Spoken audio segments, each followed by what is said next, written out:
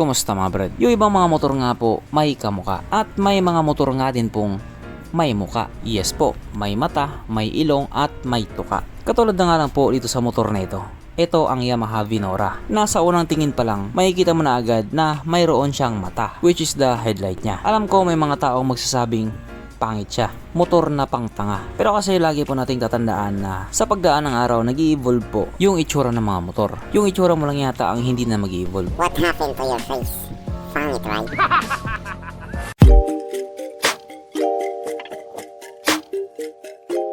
Pero syempre bago tayo magpatuloy, kung bago ka pa lamang napadpad dito sa aking walang kwentang channel, huwag ka na subscribe. So yun na nga, doon nga po sa Taiwan meron po silang scooter na medyo kakaiba nga po yung itsura. Ito nga po ang retro scooter na Yamaha Vinora 125. Sa unang tingin parang na siyang motor na pangtanga. Alam mo yung mga motor-motor na pambata, parang na siyang ganun. Pero kung lalawakan mo lang talaga yung pangunawa mo, ma-appreciate mo rin naman talaga siya. Hindi naman po natin pwedeng sabihin hindi pinag-isipan yung design niya. Remember, doon sa Taiwan, sila yung palaging nauuna. At marami pang mga motor doon sa kanila na hindi pa nilalabas dito sa atin. Kaya hindi natin pwedeng sabihin cheap sila. Ang pwede lang natin sabihin na pag-iiwanan na tayo. Tayo nasa pabilisan pa lang. Sila nasa pawirduhan na. Kaya dahil dyan, pag-usapan na naman natin kung ano bang meron sa motor na ito at kung gaano nga ba talaga siya kaganda. So ito nga po ang Yamaha Vinora 125 na mayroong 125 cubic centimeter engine displacement, 4-stroke single cylinder, single overhead cam with 2 valves, fuel injected at ito po ay naka-air cooled. Panis yan sa Honda Click 125. Pagdating naman po sa kanyang power, sa dosay, wala po tayong idea. Discreet po sila pagdating sa part na yon. Ang kanyang tangke ay kaya magkarga ng 4 liters fuel ng capacity na kumukonsumo naman na po ng 57.7 kilometers per liter. So talagang napakatipid niya. Weird na, matipid pa. Ang sukat ng kanyang gulong 90/90/10 sa harap at 90/90/10 din sa likuran. So paras po yung sukat ng gulong niya sa harap at sa likod. Pagdating naman po sa kanyang braking system, ito po ay naka-disc brake sa harap at drum brake po sa likuran. Wala po itong ABS pero meron naman po siyang UBS or Unified Braking System na same nga po sa CBS or Combi Brake System. Ang kanyang seat height ay may taas na 745mm at ang motor nga po na ito ay may kabuuang bigat na 94 kilograms. So para nga po sa isang 125cc na scooter, medyo may kaganan din po siya. Mapunta naman po tayo sa iba pa niyang mga features. So ang ilaw nga po sa motor na ito, naka-LED na po, pero bulb type pa rin yung kanyang mga signal lights. Kung titignan nga po natin yung itsura ng headlight niya, para talaga siyang mata. At ayon nga po sa kanila, itong scooter na ito or itong motor na ito ay inspired po sa isang palaka. O diba, kahit ano na lang talaga yung maisipan nila. Antayin natin si Rosie maglabas ng motor inspired sa Sigbin.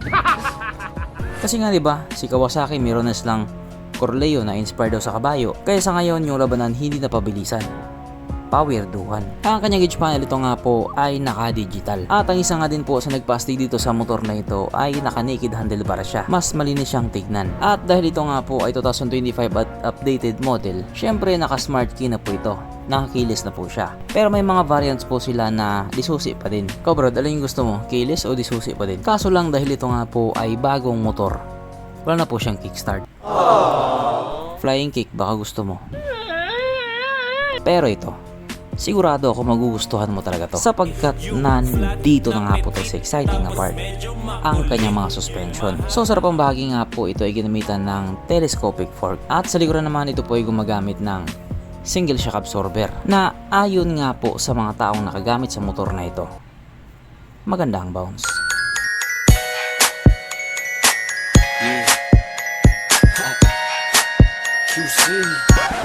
Syempre ano pa ba? Meron pang isa.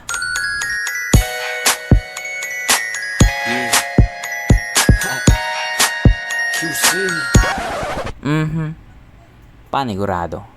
Wala na namang nalungkot. At dahil wala nga pong nalungkot, alamin na po natin kung present nga ba sa motor na ito yung tatlong pinaka-importanting features. So, una na nga po dito ang kanyang lagayan ng istalyon. At good news mga brad, meron siyang ganon. Meron siyang lagayan ng istalyon. Pangalawa, meron din po siyang sabitan ng pulutan. At oras na nga po para sa ating Red Horse check. Ang pinaka-importanting feature sa isang motor. At ayon nga po sa aking masusing pag-aanalisa, ang motor na ito ay kayang magkarga ng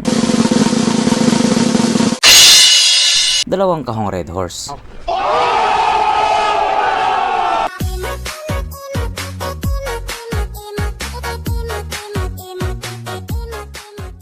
So therefore ang motor na ito, malinaw na malinaw, talagang highly recommended.